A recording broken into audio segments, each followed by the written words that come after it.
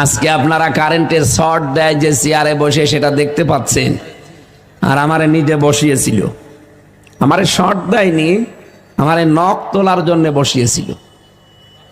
নখ তুলে নেবে পায়ের আর হাতের, আর এই চেয়ারের ওপরে লাগিয়ে ক্লিপ দিয়ে হাত আর পা আর গলা আটকিয়ে দেয়।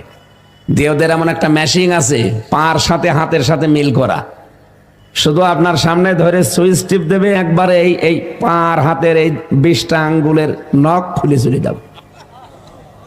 আরে নখ খুলে নিলে তো ছেড়ে দিলে হয় না, ওর উপর আবার লবণ দিয়ে দেয়।